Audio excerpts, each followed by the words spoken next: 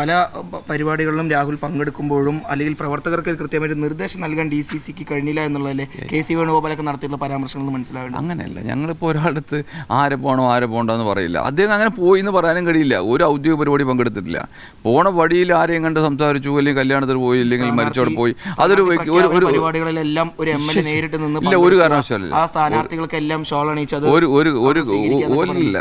എവിടെയും ഔദ്യോഗികമായിട്ട് പരിപാടി പങ്കെടുത്തില്ല. ഇപ്പോൾ ഈ ഗ്രൂപ്പ് ഫേസ് നോക്കുകയാണെങ്കിലും രാഹുലിനെ പിന്തുണക്കുന്ന ഒരുപാട് നേതാക്കൾ പാലക്കാടുണ്ട്. അപ്പം അങ്ങനെ ഒരു ആളും സംരക്ഷിക്കരുത് എന്ന് തന്നെയാണ് DCC. അങ്ങനെയൊന്നുമില്ല, പാർട്ടി നിർദ്ദേശം അനുസരിക്കുന്ന നേതാക്കന്മാർ തന്നെ ഇവിടെയുള്ളൂ. എല്ലാവരും ഒരാളും പാർട്ടിക്ക് ധിക്കരിച്ച് ഒരു നടപടി സ്വീകരിച്ചിട്ടില്ല. പാലക്കാട് നഗരസഭയിലെ തെരഞ്ഞെടുപ്പ് പ്രചരണങ്ങൾ നിശ്ചലം വന്ന അവസ്ഥയായോ? ഒന്നുമില്ല, ഇന്നലെ ഞങ്ങൾ എല്ലാവരും കൂടി സൂപ്പറായിട്ട് പോയിരിക്കല്ലേ. എങ്ങനെയാണെന്ന് വെച്ചാൽ അവിടുത്തെ ചാർജ് DCC മേൽനോട്ടം ഉണ്ടെങ്കിലും മറ്റേ MP-ക്കാണ് പാലക്കാട് മുനിസിപ്പൽ ചാർജ്.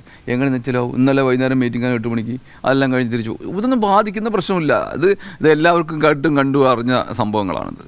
ഇതിലിപ്പോൾ ഈ BJPക്ക് വലിയ ഗ്രൂപ്പിസും പ്രശ്നങ്ങളൊക്കെ വലിയ തോതിൽ നിന്നിരുന്നു. അതെല്ലാം തന്നെ ഓവർകം ചെയ്യാൻ അവർക്ക് ഈ ഒറ്റ സംഭവം കൊണ്ട് കഴിഞ്ഞില്ല. എനിക്ക് തോന്നുന്നില്ല.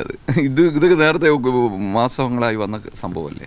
അത് കാരണം ഒരിക്കലും അത് അവർക്കൊന്നും അങ്ങനെ ഇത് വെച്ച് മുതലെടുക്കാനോ, അത് ജനങ്ങൾ അവരുടെ ഭരണത്തെ മടുത്തിരിക്കുകയാണ്. ഈ പറയുന്ന അത് ജനങ്ങൾ ഇങ്ങനെ തിരിച്ച് UDFന് അനുകൂലമായി വോട്ട് ചെയ്യാൻ ചിന്തിച്ചിരിക്കുന്ന ജനങ്ങളാണ് ഇവിടെ ഉള്ളത്. അത് കാരണം ഒരിക്കലും അത് മാറില്ല.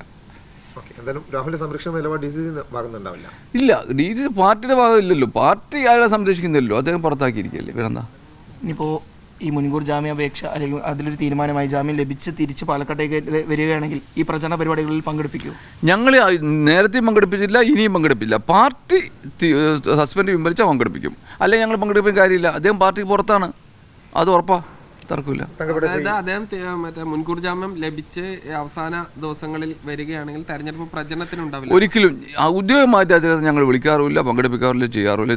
ഇതിനു മുമ്പും ചെയ്തിട്ടില്ല, ഇപ്പോഴും ചെയ്യില്ല. അപ്പോൾ രാഹുൽ വേണമെങ്കിൽ ഒറ്റയ്ക്ക് ചെയ്തോട്ടെ എന്നുള്ളതല്ല. അങ്ങനെയല്ല.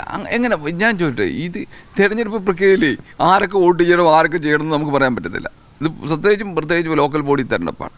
ആ നിലയ്ക്ക് ഞങ്ങളുടെ പാർട്ടിയുടെ ഔദ്യോഗികമായിട്ടുള്ള ഒരു അദ്ദേഹത്തിന് പിന്തുണയും അദ്ദേഹത്തിൻ്റെ വേണ്ട, അദ്ദേഹത്തിനെ ഞങ്ങൾ നിർദ്ദേശിക്കുന്നുമില്ല. തങ്ങളുടെ ഈ ആദ്യ ആരോപണം വരുന്ന സമയത്ത് രാഹുൽ 41 ദിവസമാണ് മണ്ഡലത്തിലില്ലാതെ പുറത്തിരുന്നത്.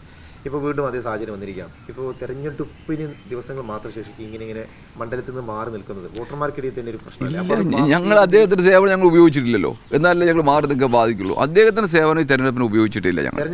മണ്ഡലത്തിൽ സജീവമാണ് ഒരു MLA. അത് ജനങ്ങളുടെ കാര്യങ്ങളല്ലേ. അതിപ്പോൾ MP ഉണ്ട്, നോക്കാനുള്ള കാര്യങ്ങളുണ്ട്. പിന്നെ ഞങ്ങൾ പ്രതിപക്ഷത്തിന് ഞങ്ങൾ എത്ര കൊടുത്താലും ഭരണപക്ഷത്തിൽ നമ്മൾ സഹായിക്കുള്ളൂ. 13 മണ്ഡലമുള്ള ഒരു ജില്ലയിൽ കോൺഗ്രസിനുള്ള ഏക അംഗമാണ്.